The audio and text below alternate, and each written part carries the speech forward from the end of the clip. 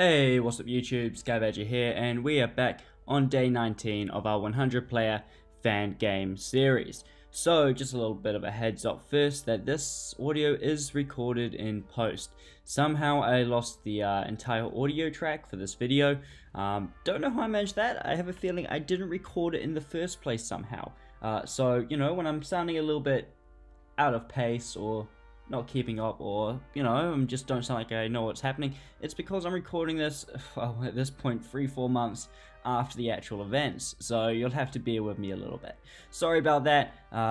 That's also why this episode is a couple of weeks late.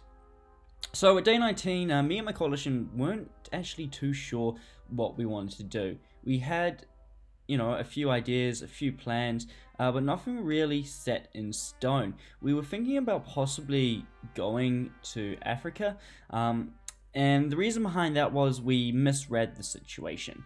At this point in the game, we believed that South Africa was going at it alone, and although we had some deals with the other African nations, we didn't realize how solid those deals were. So at this point, we're getting ready for that, at least me and Mattisar anyway. At this point in time, I'm finishing off building the last of my fleets, grouping up an army to head down south, and just making general preparations. Now, for my role in this next step in the game, I'm to provide naval support, and I am also going to be supplying some troops. However, you guys will see how that goes in the next couple of episodes. So, that's what's happening at the moment. In terms of aircraft, we are actually a little low on aircraft, which means at this point, the carrier group is not going to be fully staffed when it leaves. Due to the fact we're devoting a lot of our oil towards ships, we've fell behind in the production of aircraft, and that is a little bit of a problem. Now, you'll get to see why in the next couple of episodes. So, that's where we're at the moment. In terms of research, thank you for giving me something else to talk about, we're getting battleship level 2 in commandos. Commandos are really important. They're ultra infantry, super overpowered, super good at anything, and as soon as we can start producing those and producing them in mass, the better.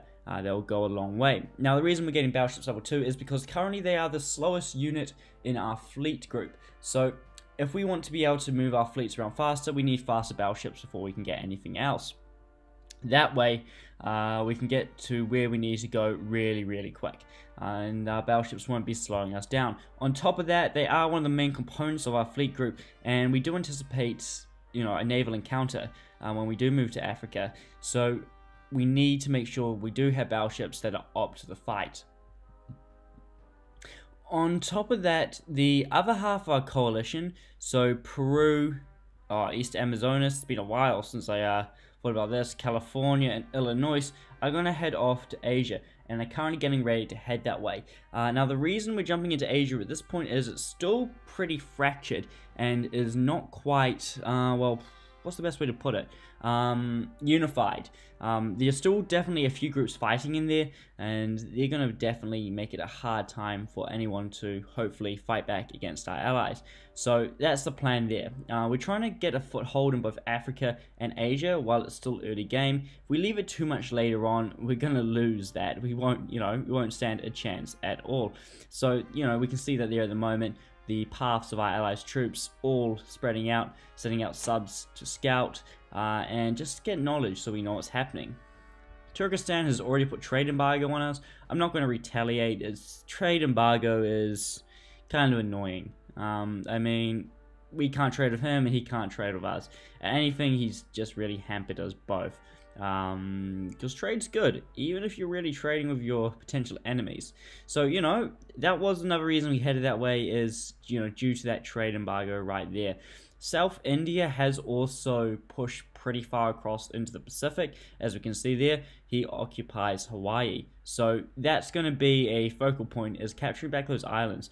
He already has troops in the region, so it makes sense to believe that Asia is also heading east, I guess, heading east into America. So we do need to be really mindful of that.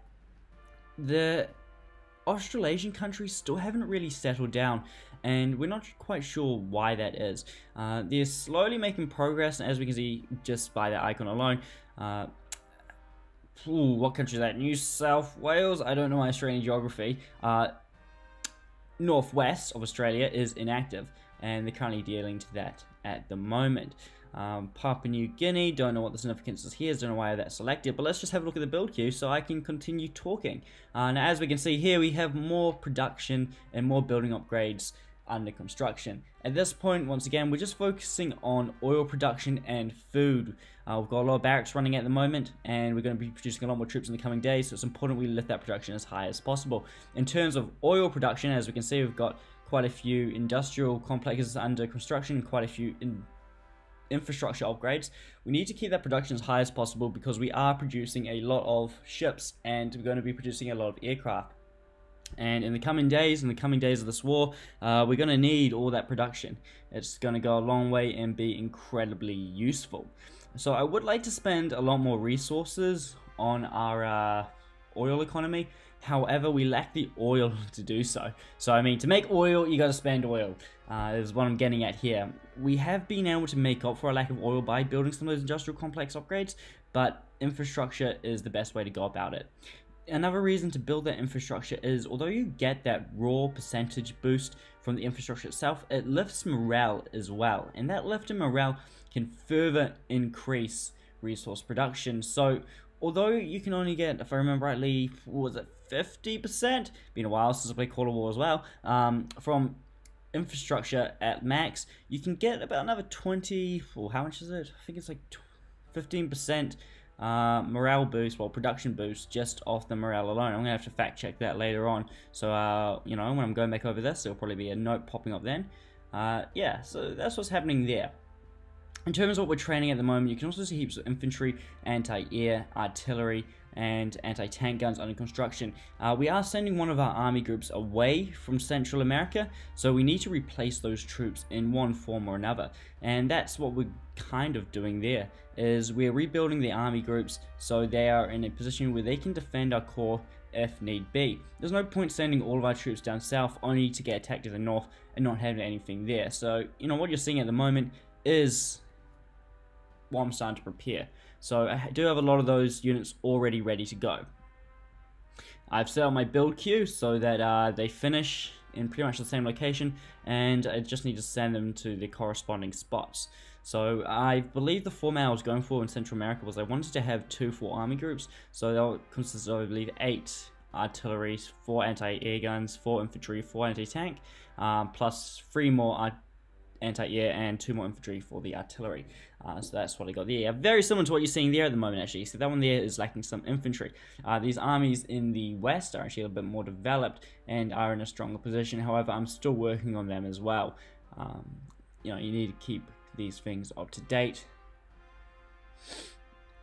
These groups here, though, are really just for defense. We, you know, have these groups here because it, you know, this whole area, this bit of coast here is a very likely spot for an enemy invasion. You have Florida and you have that whole west coast there.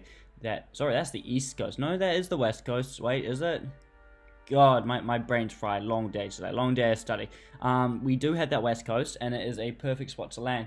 We don't have much air coverage in the region, and our air bases are pretty far out. It's also pretty far away from our industrial core, so it would be pretty easy to hold. That's why I've got heaps of these troops in the build queue, and most of those troops are actually heading over to reinforce those positions. Anyone landing there would also get a good shot at Illinois' core, or running right up the middle of my territory, effectively, potentially splitting America in two. So we don't have any naval units there as well, which is why it's even more important we put troops there. Further down the coast, we have naval units that can slow an invasion until we can get there.